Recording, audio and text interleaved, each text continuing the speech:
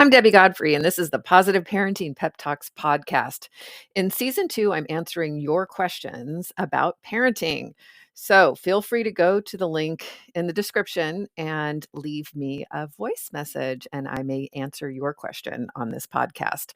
Thank you so much for listening, and enjoy today's pep talk.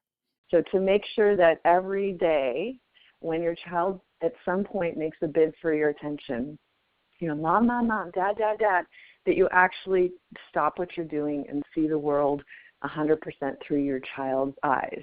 Now, you all know, as I do, that the kids will make a bid for our attention 100 times a day. So they're going to be pulling on us constantly. And this is just asking you to one time make it a point to drop what you're doing. The other 99 times you have options, which are to do another gem. If you have time, do another gem. It's great because genuine encounter moments only take 30 seconds to 3 minutes and leave your children feeling loved, supported, seen, heard, understood. They make you feel better as a parent because you can see how much you've contributed to your child.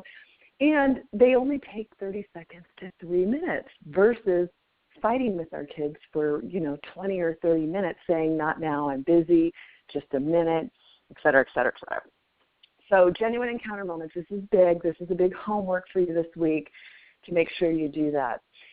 Another one of the topics from this week was taking care of yourself. Taking care of yourself, the most important topic in the entire class, and pages 1-10 and 1-11 in your workbook contain 102 ways to nurture. I think there's actually 100. Oh, no, there's 102. 102 ways to nurture yourself. And this is another important homework. So every week, especially this week, make sure that you do something 4 times to take care of yourself. And this area of your workbook is designed to give you ideas if you are one of those people who does not take care of yourself. Make sure you read through this to give yourself ideas because it doesn't have to cost money. If money's a challenge, then you can do other things to take care of yourself, and bubble baths are it for me. I know I talk about that in my lesson, but that is important. Another one of the topics is to commit to not spanking your children during this class, and if you did listen to the lessons, you'll know that I offer you my phone number, which is any time during this 8 weeks that you feel like you're about to spank your children, if you're willing to pick up the phone and call me, and hopefully I'll pick up my end. Most of the time I do. It's amazing. Unless I'm doing something where I can't pick up the phone, but most of the time I'll pick up my phone. I'm willing to walk you off that cliff just to help you out if that's a challenge for you. Now, not all parents come to this class as spanking parents, but some are, some do, and some really need the specific, okay, if I'm not going to spank them right now, what am I going to do instead? And so I'm available to you 24/7 during the 8 weeks of this class for that purpose only. Other times you have to schedule a call with me. And that means that if you've already spanked your child, don't call me. Okay? I mean, call me and make an appointment, and we can talk later about what you could have done. This is just if I can prevent that from happening, I'm happy to do it. That's one of my most joyous moments is to be able to walk you off that kind of a cliff. And so make sure that you understand that I'm available for that. So please choose not to spank your kids during this class. It undermines the rest of the lessons that you're learning here. Okay, so we have Rachel. Hi, Rachel. Hello, good morning. Good morning. So let me know, how is it going? What do you think about the lesson so far, and what are your questions?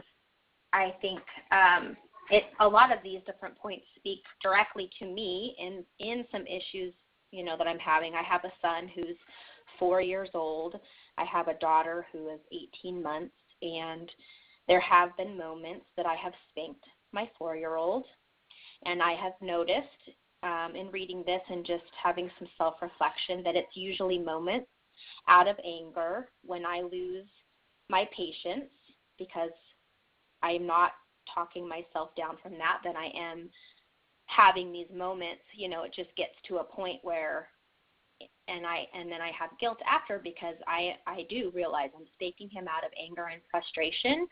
It's not really it's not an effective punishment. It's not an effective discipline tactic. It's only serving the purpose of getting my frustration out, and that is not what I want to do. So, but that's not necessarily my question is about these. Well, let me just say I acknowledge you for the self-reflection and the understanding. I mean, that's huge. And why that's huge is that you're not putting that burden on your child. By taking responsibility for that, there's a vibe where you're not putting it on your child. If you were justifying what you were doing, there would still be some funky energy there with your child. Right. The button pushing would continue to go. So it really is completely helpful to have that experience of what happens when you spank your child. So you're the one who gets to write my phone number down. And seriously, Rachel, call me anytime. Well, okay? And I think, just reading through some of this thing where it talks about, you need to identify the frustration in yourself, and talk yourself down from even getting to that point in the first place. That's what I'm really going to strive for in my homework is, trying to keep a more even pace within myself to be able to, but I guess, so the point is where it really gets hard for me, and usually those points where I have used spanking, which is not effective, and this is the reason, is moments where my 4-year-old is becoming physical with my 18-month-old. But then what I'm doing, so he'll hit his sister basically for whatever reason. And then I in turn end up spanking him because I feel like that's the biggest punishment at the time that I could think of. But I know that that's completely, all I'm doing is hitting him for hitting his sister. And I know that's not effective, but I can't think of a punishment, or not a punishment or a technique that's going to relay to him how serious it is. So I think I end up spanking him because that's, maybe what was done to me, or that's what seems like it's going to stop it at the moment. But then when I think about it later, I'm like, I'm hitting him for hitting his sister. How is that going to make sense in his own head? Exactly. And that's I love doing these in a live format where I'm in front of parents, and I actually set up the parents as kids fighting, and I go over and I whack I put my hand on them, and then I hit my other hand like I'm hitting them, and I'm like, don't hit your sister really loud. And that's when people can have that awareness that you've already had, where it's like, oh my gosh, she's hitting him for hitting. How is that ever going to compute in child world, right? And so you've already discovered that on your own, but it is a big understanding to have of how that's shooting your own foot. Even though it feels like it's providing discipline, the discipline it's providing is not clear, and it's confusing, and it won't work. So did you get a chance to listen to the series of calls that were about sibling rivalry and sibling fighting? There's a lot of information. I think I missed that. All I had was I think I must have missed that point where there's already topics, because I read the workbook and I was reading the book, but I didn't get to read any of the other pre-recorded calls or something. I think I missed that aspect. I'm going to have to read through my emails again. Okay. So, I'll make sure you have that, because it was lesson 11, 12, and 13, and then plus I had a whole other call that was a bonus call I did for another class on that topic. So there's a lot there, because it's probably the second most challenging topic that parents have is the sibling rivalry and sibling fighting. I think the power struggles are number one. That's the number one complaint I get from parents. And then the kids fighting is number two. And maybe it bounces back and forth. I mean, especially the class that I was using these recordings for, sibling rivalry is definitely the predominant issue for those parents. And so that's why I have so much information about it on there in terms of not just teaching the lessons, but giving a lot of really good questions from the parents that I was able to answer and walk them through. So there's a lot more information there that you can listen to get ideas and understanding in the moment. And the biggest one is to pull back in time, like now, where you can understand the dethronement is what happens to that first child, which you've probably encountered that somewhere in the reading so far, where that first child has lost their place by this new baby. And that sets up an automatic rivalry from the get-go. So there's this thing that just happens where that child has been the center of the universe for, in your case, almost 3 years, it sounds like. And then suddenly there's this new person that is taken over. And so they just, that just sets up this automatic problem in a family. And so what we're going to try to do is mitigate that loss to that first child. And it's interesting because it's not always the first child. I've definitely encountered families where one of the other children seem to have experienced dethronement for some reason. And there's just so many different family dynamics that could cause that. So if anybody else listening, if it's not your oldest child, don't worry about it. It's something that we could probably explain if we talked in depth for a while about, what's gone on in your family. But typically it's the oldest child that's resenting the younger child, and the younger child who idolizes the older one and is always trying to follow them around and drives them crazy. And that's the dynamic that usually will erupt into the fighting part. Now, our tendency, and I'm sure your tendency because of the age difference here, is to get in and admonish the older one and protect the baby. And that's the tendency that all the lessons are designed to help you fight against, I guess, in your own judgment. So to enter these situations, realizing it takes two to fight, even though one is only a year old and one is 4 years old, that it takes both of them. And even little 1-year-olds find their ways to annoy the older one and get the older one engaged with them. They'll pull their hair. They'll, and then sometimes they don't even do anything. It's just the fact that they need more attention from us that causes it. And so there's just all these little ways that. Okay, let me give you a real example. I just got back from Kentucky. My daughter had my second grandson, so I've been experiencing this for the last month, where she now has a new baby. She has a toddler, my other grandbaby, Eldon. He's 2.5.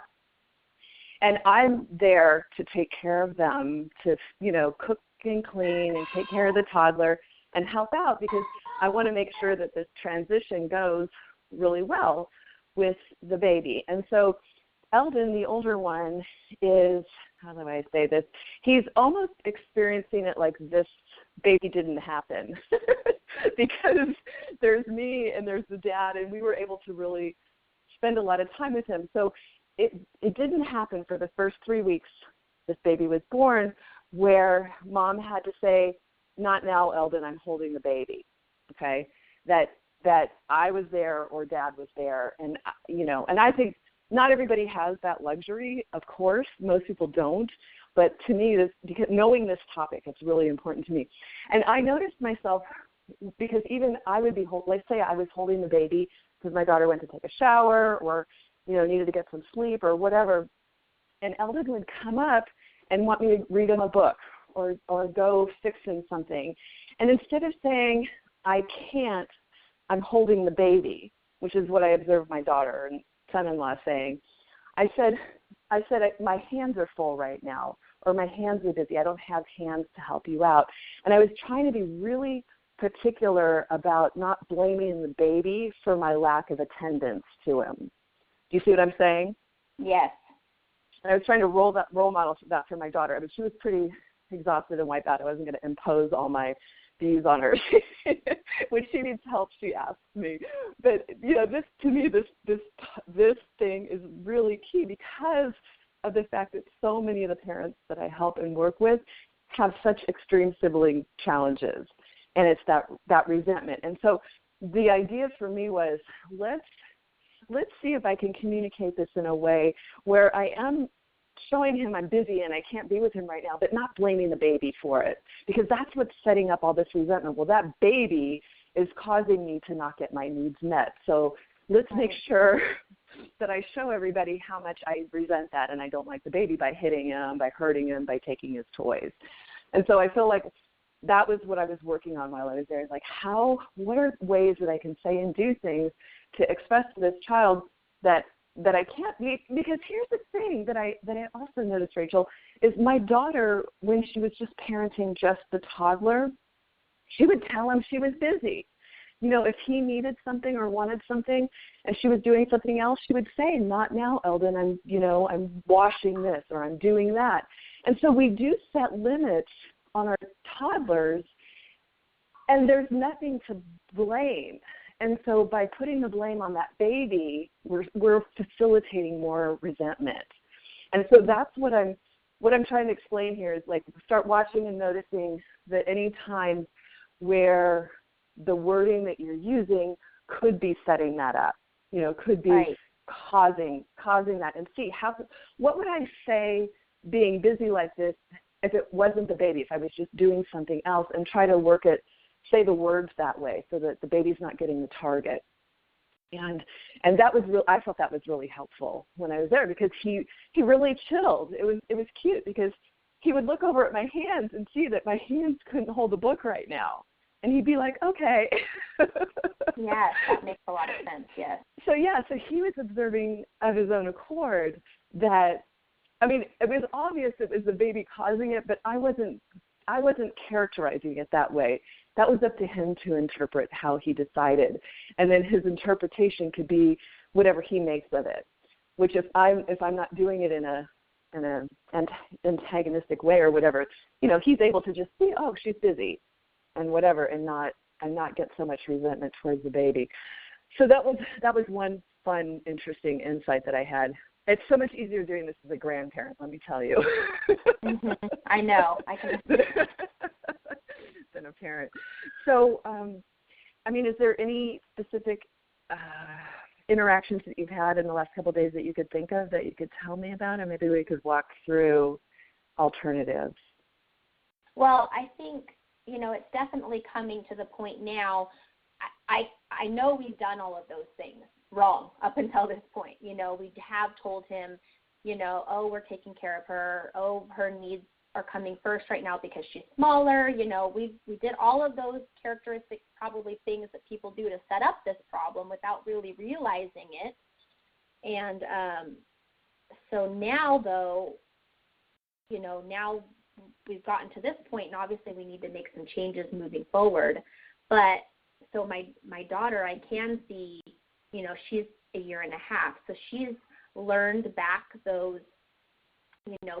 His thing is he doesn't hit her all the time, but he often just yells at her. Just when he's frustrated or whatever, she's starting to annoy him, he'll scream in her face. So now she's doing the same thing back to him, because she's learned now that behavior from him. So now they're kind of communicating by just screaming, not even saying words or pushing or anything, but just yelling. So she'll walk up to him and just scream at him too. So I don't know how to stop this kind of downward spiral. What word should I use to start that separation? Right. Well, yeah, you'll get a lot of ideas when you listen to the calls on this, okay, when I do the kids fighting. But what I would say right now to you is that this is great news that they're yelling and not hitting, because hitting's a little harder to redirect and intervene in. And one of the things I would probably do that just popped in my head while you were talking would be to come over. Are they usually in close proximity physically when they do this, or are they yelling like across the room? Or normally it's a state, in our family room, kind of playing and running around and stuff. And I almost think maybe it's just my younger daughter who can't talk yet, her kind of way of, seeking attention, probably even from him, or wanting to engage him. And I think maybe I've kind of forgotten that they learn, because she's nonverbal, you think she doesn't understand, but that's kind of a mistake too. So I think I just need to maybe model more that, oh, you want your brother's attention, let's, sit next to him and try to play with something he's playing with, instead of just running up to him and screaming at him or something, That's a great idea. I think I need to model more for my 18-month-old, maybe even than for my 4-year-old, because I kind of maybe have the image that she's still a baby and she doesn't understand what we're saying or something, but that's not necessarily true at this point. No, it's not true at all. She's more than aware, and you're right. She's using what she has to get her needs met, and in a way that's annoying to us, but it's very cute that she's figuring that out. So yes, I mean, that's exactly down the road of how you want to think about this. And another thing that I like to do with yelling in general, but specifically in this case, is to whisper. And so that's why I was asking if they were close together in proximity or not, because if they're screaming at each other, if you could go over and get down on screaming in each other's face, she'll walk up to him and just get right in his face and just yell, just say, ah, And then and chances are around and do the same thing back to her. Right, and chances are you're probably, yelling, don't yell. It's just like and the then hits you for yell hitting. across the room, don't yell at your sister, don't yell at your brother. Right, yeah, exactly. Exactly. Okay, so the alternative to that would be to get down on their level when they're screaming, and you're going to have to, again, do the little check-in with yourself, take care of yourself, take a deep breath, because you're going to bring peace into this screaming. And so you're going to get down in where their faces are, where they're expecting you to breathe back what they've got going on. And instead you're going to whisper, you're going to talk quietly and calmly. You're going to give them words. So just what you just said you would say to your daughter, you're going to say, sweetie, when you want to play with your brother, you tell him in words, I want to play with you. Even just give whatever words come. She doesn't have to understand them. She'll understand the meaning or the intent. Yes. And then for the older one, say, you look really angry like right now, like you want her to leave you alone. And so sometimes it's okay to say, I want to play by myself right now. And so you just murmur and you bring the tone down and you just say whatever comes to you. The words aren't as important as your tone of voice and your body language, which is as a mediator, that you're listening to both of them and you're kind of mirroring or reflecting back what each of them are feeling and thinking. You're giving words to the underlying feelings that are causing them to scream at each other. And that's the role modeling that you're talking about. Right. Yeah, that makes a lot of sense. I mean, it all of this makes sense. It's like you said, it's just hard when you're busy and distracted and trying to do things and you're cooking dinner and, it's late in the day and everybody's tired. It's hard to stop what you're doing and go over and actually model those behaviors, but that's exactly what it's going to take to make a change. So, I'm becoming a lot more aware of that now, and, it's just going to take some work for a while, but hopefully once it actually see that modeled for a while, then they'll kind of do it on their own. Well, and it builds on itself, Rachel, because right now the tools that you have not been effective, so it feels like a burden to go and try to break this stuff up or handle it or whatever. When you use tools like this that you see will work and that bring that fighting down or redirect that power struggle, or when you have tools where you get in and you have a success with it, it feels less burdensome.